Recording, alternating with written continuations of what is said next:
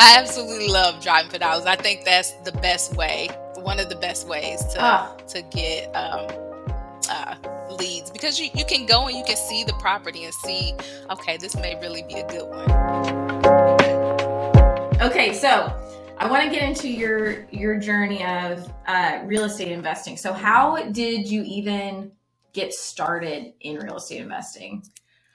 Oh, it was always something that I desired to do, even from being younger. And my mom, she had passed maybe, I want to say, about 10, 15 years ago. And during that time, I found myself homeless, and the house went into foreclosure, and I was kind of house hopping around. um, and then one person allowed me to stay in their house for a little bit, but they didn't really have the capacity to keep me for a while. So that kind of sparked it more.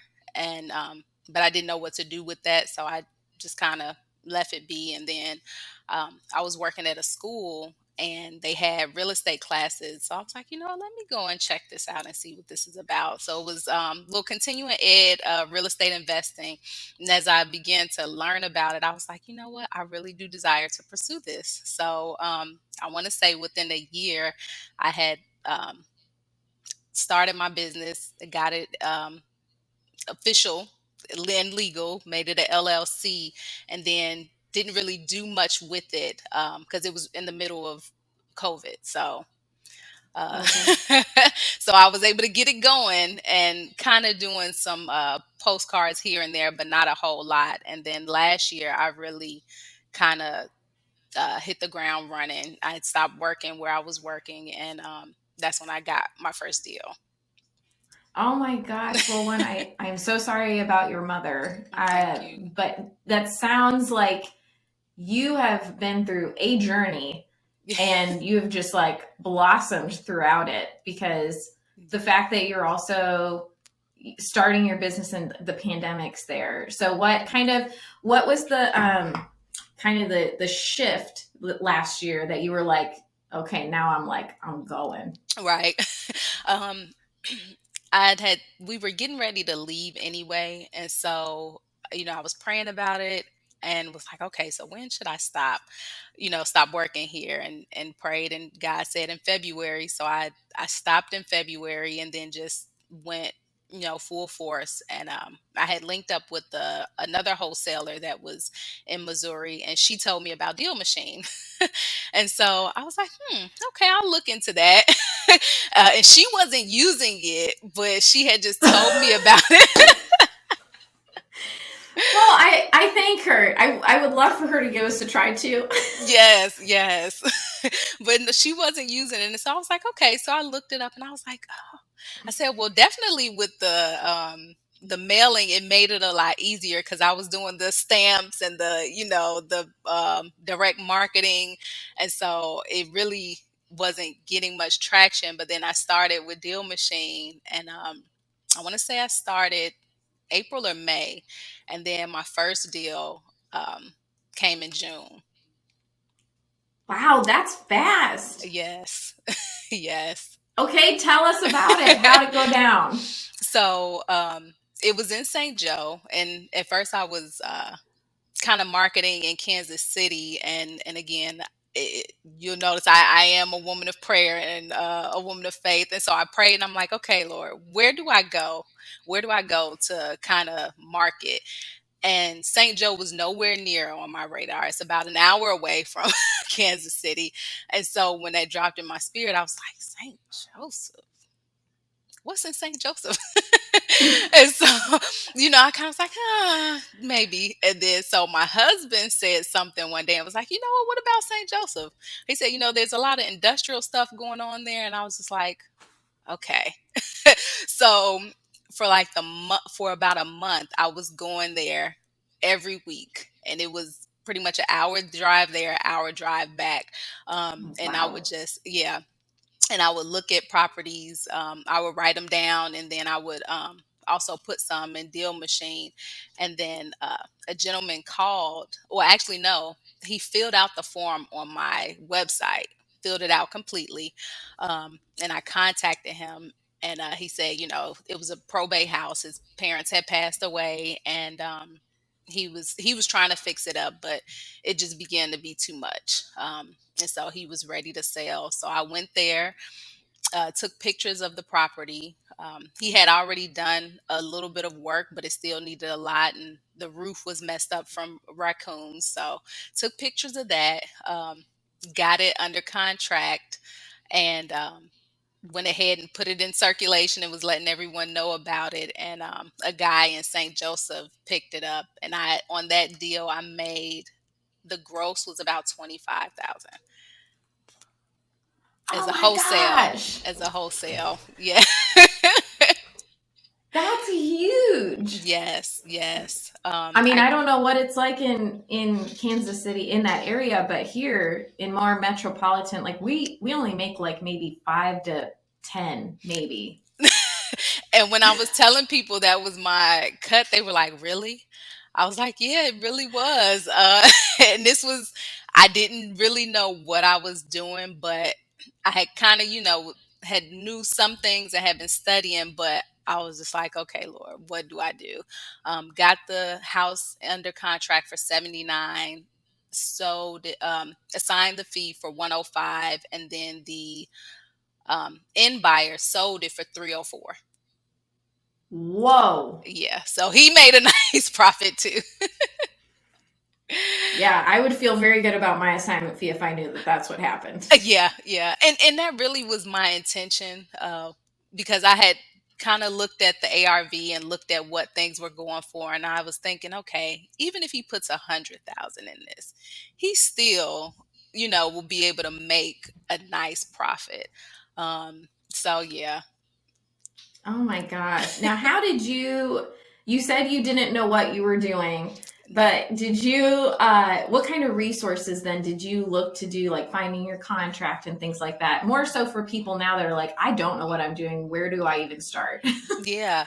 So the year prior, when I had first started the business, I joined the real estate investment group, which I encourage everyone to get involved in their local real estate group, because there I learned about a gentleman in DC that kind of was a wholesaler, and he had a program going, and he was selling his material, and in that material he had different contracts, purchase contracts, assignment contracts, option contracts. So it was about 10 or 15 of those contracts, and they were all legit contracts. And so I used that for mine, and it really, I think it's maybe 4 pages, very short, but it's still very powerful.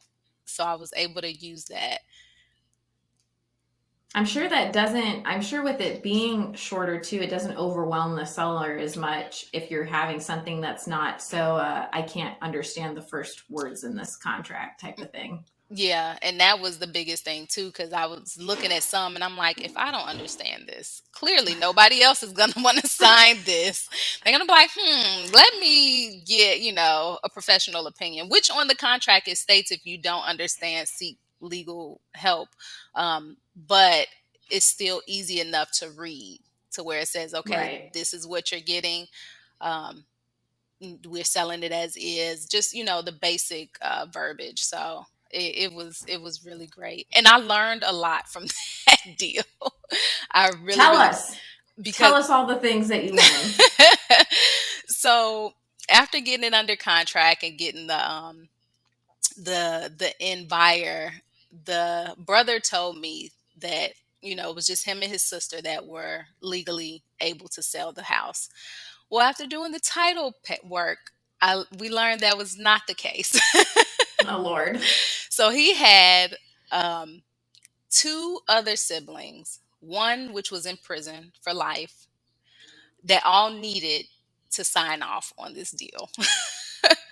So one was had mental issues, so he wasn't really able to kind of do it for himself, and then him and his sister hadn't really talked to him much. So we had to get a hold of him. And then I had to find a way to get the paperwork to the brother that was in prison. Um, so I had to go back and forth with the prison and talk to them and say, hey, we need this right away. So it prolonged the closing date. But it was really, really great experience, and tested my professionalism.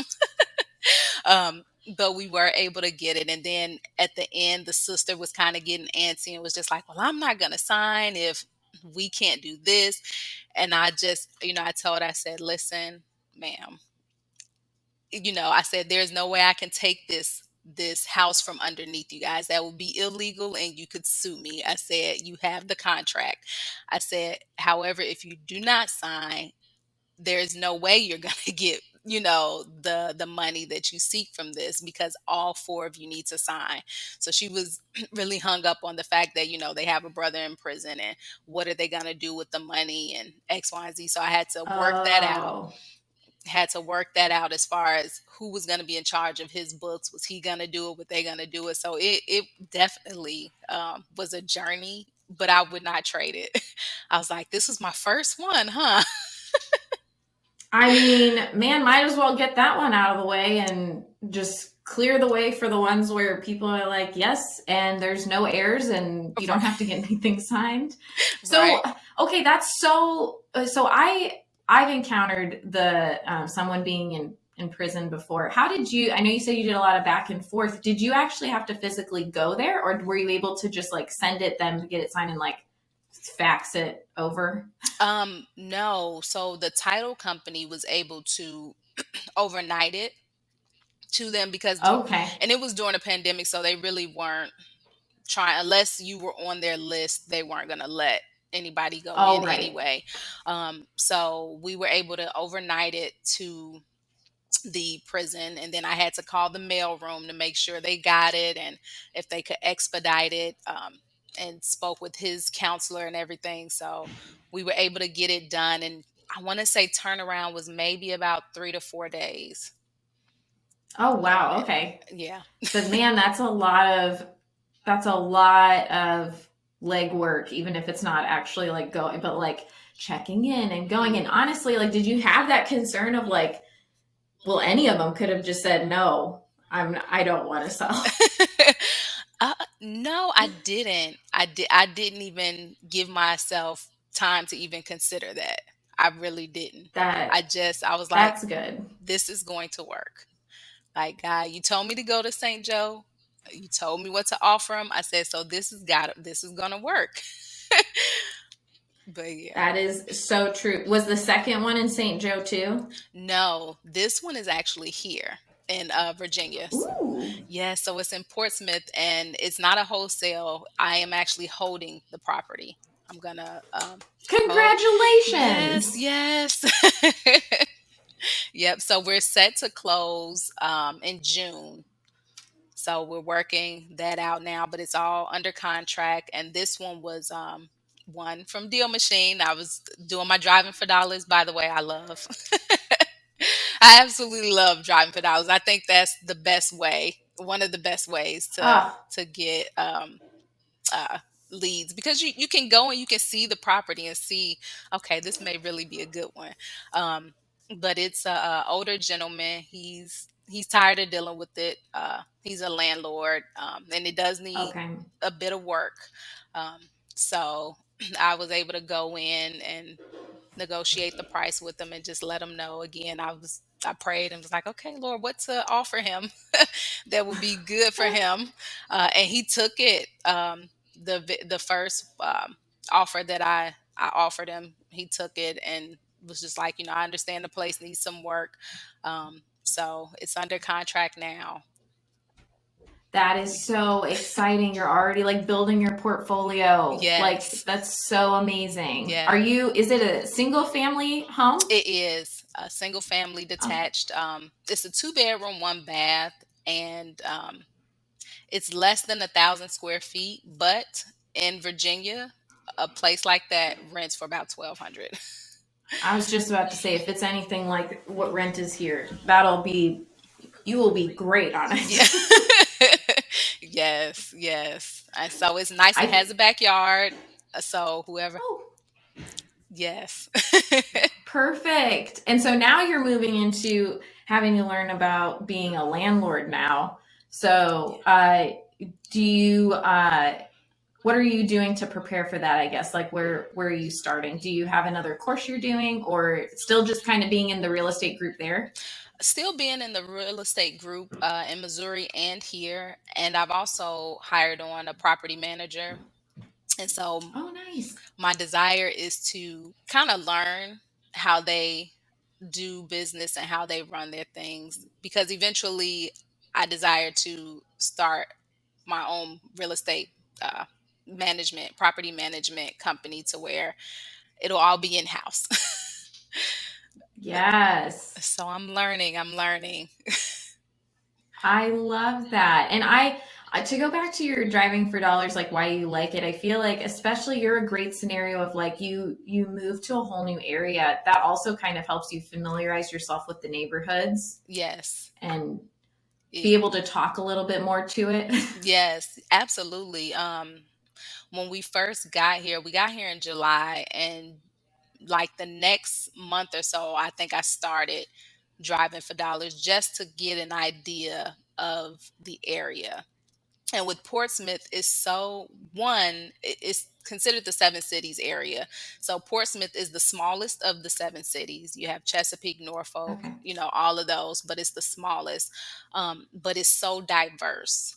Like in one area, you can have the lower housing, lower income housing, and then right next to it, you could have houses that are going for almost twice as much. Um, so it really is diverse, and so being able to drive those areas, and they have a lot of historic areas here. I think there are like four historic areas just in Portsmouth, and it's less than 100,000 people that are here in this area. So learning those areas and seeing those areas, driving for dollars, really, really has helped. And I have committed myself that I will drive all of Portsmouth by the end of the year. Whoa. So you guys will see. All right. You got I'm gonna see. Yes, we're gonna follow up, and by the end of the year, and you'll be like showing me your map of all the little squigglies yeah. everywhere of where your routes have been tracked. Yes. Yes. Now, I have to ask you, do your kids at all like ever point out houses that they're like, oh, mom, that would be like a really good house to have? Yes, yes. So to tell you about my little ones, so last year, especially during the pandemic, and they were at the house anyway, I told them, I said, we're gonna go and drive for dollars. I told them, I said, and we're gonna look at houses that may need some work. And so I told them what to look for. I said, if they have a handicap, if they're air conditioners in the windows, if they're this, if they're Mm-hmm. that. So they were on it. Even when I wasn't driving, they were on it. And so I told them last year, I said, for my first deal, I will give you guys um, $500 each from the deal. So when I got the deal, you cannot tell kids anything because they will remind you. So that was my way of when I told them, I'm like, okay, I definitely got to make this happen. And so when I did, I gave them, a portion of the proceeds. I said, okay, you guys, thank you for helping mom out. And so now, even here, just the other day, my daughter was like, look, there's a handicap ramp over there. Well, she's like, mom, you want to cut me in again on Right, this next deal? right, I'm right. just saying. Yes. I mean, but that's so good because you said 10 and 7. Hmm. Okay, so that's like they're getting into I mean that's a good brain molding age, Hmm. like where it's just like they're one, I think it's amazing how well what also two things. One, thank you your husband for his service. Thank you. Um because that's huge. They have such wonderful parents. You're kicking butt going out there and doing your thing. Thank you. And so they have such good role models to be like, oh yeah, no, I can do this. Like my Yeah, parents go set forward and they work their butts off. I'm going to do the same thing. absolutely. Absolutely. And they're excited about it. Like they get excited about it when they're helping. Like, look here, here's there, there's there. I'm like, okay, hold on, let me get the app out first. I'm about to say, once it comes time for them getting phones, I'm just saying you might want to just add them to your team and have them just, I mean, I'm just saying like that probably would, they could go walking for dollars or something. Exactly. That's a good idea. I'm just saying that you get, I mean, just add one and be like, hey, you know what? If you're walking around the neighborhood, you see that handicap ramp, boom, done. Yes. Oh my gosh, I just thought of this and I love it. But kids, if you have kids, they definitely can talk about what you do. If they go to a friend's house or something and they see this and it's like, oh, my mom helps people with like houses. Wow, I never thought of that, but that's like a walking bulletin board. Yes, yes. My son actually talked to one of our neighbors and was like, "My mom just bought a house. We just bought a house." And so Oh, my neighbor came and said, "Are you guys moving?" I said, "No, we're not moving." I said, "But we bought a house to rent." And she's like, "Oh, okay." It's and like, now she knows what you do. exactly, exactly.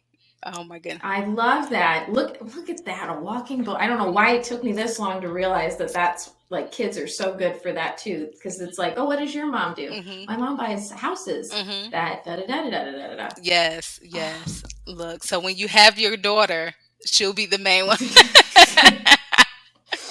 Lord, it's gonna happen now. No, no. I know. And I'll be calling you. I'll be like, listen, my fears are coming true, but you're right. Like, it's just like a little mini person of me, myself. It is. And you can handle her. You can handle her. And I know that I remember telling my mom that. I was like, Mom, thank you. One, thank you for taking care of me and being so nice. Yes, yes. Oh my goodness. But anyway, I don't want to take up too much of your time because I already wasted it with what happened earlier. But thank you so much for being on this.